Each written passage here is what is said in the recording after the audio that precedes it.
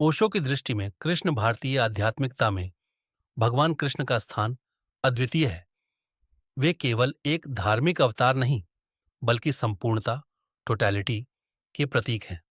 साधारणतया हम संतों और अवतारों को एक ही रूप में देखते हैं। कोई सन्यासी है, कोई तपस्वी, कोई दार्शनिक। लेकिन कृष्ण का व्यक्तित्व बहुरंगी और बहुआयामी है। इसी कारण ओशो कहते हैं कि कृष्ण को समझना सबसे कठिन है। लेकिन एक बार यदि कोई कृष्ण को समझ ले तो जीवन और अस्तित्व दोनों समझ में आ जाते हैं। ओशो ने कृष्ण के व्यक्तित्व को अनेक दृष्टियों से देखा। प्रेम, भक्ति, युद्ध, राजनीति, दर्शन, संगीत, नृत्य और अध्यात्म। उनका मानना है कि कृष्ण किसी एक फ्रेम या भूमिका तक सीमित नहीं है। वे विरोधाभासों का अद्भुत मेल हैं और यही उन्हें अद्वितीय बनाता है। 1. कृष्ण, पूर्ण जीवन का प्रतीक। ओशो कहते हैं कि अधिकांश अवतार और महापुरुष जीवन के केवल एक पक्ष को जीते हैं। बुद्ध त्याग और ध्यान के प्रतीक हैं, महावीर कठोर तपस्या और संयम के, राम मर्यादा और कर्तव्य के। लेकिन कृष्ण में सब कुछ है। वे सन्यासी भी हैं और गृहस्थ भी। वे योद्धा भी हैं और प्रेमी भी। वे राजनीतिज्ञ भी हैं और आध्यात्मिक गुरु भी। वे बांसुरी की मधुर धुन भी हैं और कुरुक्षेत्र का रणघोष भी। ओशो कहते हैं कि इसीलिए कृष्ण को पूर्णावतार कहा गया है। वे किसी एक छोर पर नहीं खड़े, बल्कि जीवन की संपूर्णता को स्वीकारते हैं। 2. कृष्ण और रासलीला, जीवन का उत्सव। ओशो के अनुसार कृष्ण का रास केवल नृत्य या प्रेम क्रीड़ा नहीं है, बल्कि अस्तित्व का उत्सव है। जब कृष्ण बांसुरी बजाते हैं और गोपियां उनके चारों ओर नृत्य करती हैं, तो यह दृश्य केवल कला नहीं, बल्कि दिव्यता का अनुभव है। बांसुरी शून्यता का प्रतीक है। जब इंसान अपने अहंकार को खाली कर देता है, तभी ईश्वर की धुन उसमें बजती है। रास यह दिखाता है कि जीवन केवल गंभीरता नहीं, बल्कि खेल और आनंद भी है। ओशो कहते हैं कि मनुष्य का धर्म केवल ध्यान करना ही नहीं, बल्कि नृत्य करना, गाना और प्रेम करना भी है। कृष्ण का रास इस संपूर्णता का प्रतीक है। 3. कृष्ण और प्रेम, राधा का रहस्य। कृष्ण और राधा का संबंध भारतीय संस्कृति में अनंत प्रेम का प्रतीक है। लेकिन ओशो इसे केवल लौकिक प्रेम नहीं मानते। उनके अनुसार राधा हर आत्मा का प्रतीक है और कृष्ण परमात्मा का।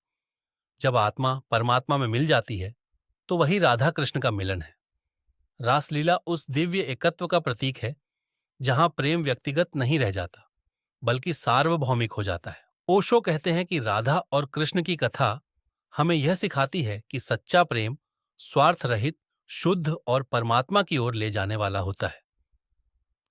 कृष्ण और गीता, कर्मयोग का संदेश। ओशो मानते हैं कि कृष्ण का सबसे बड़ा योगदान गीता का उपदेश है। कुरुक्षेत्र के युद्ध में जब अर्जुन मोह और शोक में डूब जाता है, तब कृष्ण उसे कर्मयोग का ज्ञान देते हैं। कर्म करो, फल की चिंता मत करो। यह संदेश जीवन के हर संघर्ष के लिए है। कृष्ण हमें सिखाते हैं कि कर्तव्य से भागो मत, लेकिन उससे बंधो भी मत। युद्ध का मैदान वास्तव में जीवन का प्रतीक है, जहां हर इंसान अपने अपने संघर्षों से जूझता है। ओशो कहते हैं कि गीता का संदेश केवल दार्शनिक उपदेश नहीं है, बल्कि जीवन जीने की कला है। 5. कृष्ण, विरोधाभासों का मेल। ओशो ने बार बार कहा कि कृष्ण को समझना कठिन है, क्योंकि वे विरोधाभासों से भरे हैं। वे मक्खन चुराने वाले नटखट बालक भी हैं और महायोगी भी। वे बांसुरी बजाने वाले प्रेमी भी हैं और चक्रधारी योद्धा भी। वे गाय चराने वाले ग्वाले भी हैं और राजसत्ता के संचालक भी। ओशो कहते हैं कि यही विरोधाभास उन्हें संपूर्ण बनाते हैं। अधिकांश महापुरुष जीवन के एक पहलू का प्रतिनिधित्व करते हैं, लेकिन कृष्ण जीवन के हर पहलू का संगम है। कृष्ण और आनंद का दर्शन। ओशो का मानना है कि कृष्ण हमें यह सिखाते हैं कि जीवन केवल दुख और तपस्या का नाम नहीं है। वे कहते हैं कि जो महापुरुष केवल त्याग और तपस्या की बात करते हैं, वे जीवन के सौंदर्य को अधूरा छोड़ देते हैं। कृष्ण का जीवन हमें बताता है कि ध्यान और नृत्य दोनों साथ साथ हो सकते हैं। धर्म और आनंद एक दूसरे के विरोधी नहीं, बल्कि पूरक हैं।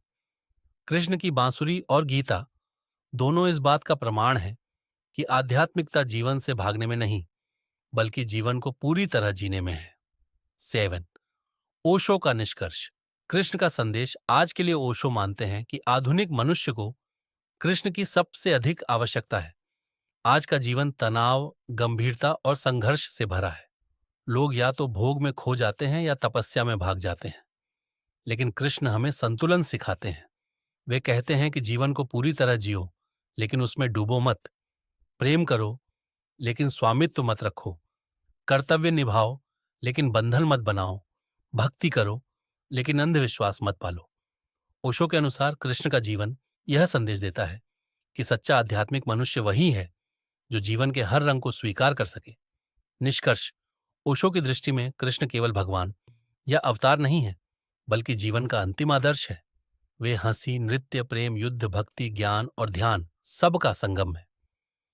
अगर बुद्ध शांति का प्रतीक है, महावीर संयम का, राम मर्यादा का, तो कृष्ण संपूर्णता का प्रतीक है। ओशो कहते हैं कि कृष्ण को समझने का अर्थ है जीवन को समझना, और जो कृष्ण को जी लेता है वह जीवन को न केवल स्वीकार करता है, बल्कि उसका उत्सव भी मनाता है।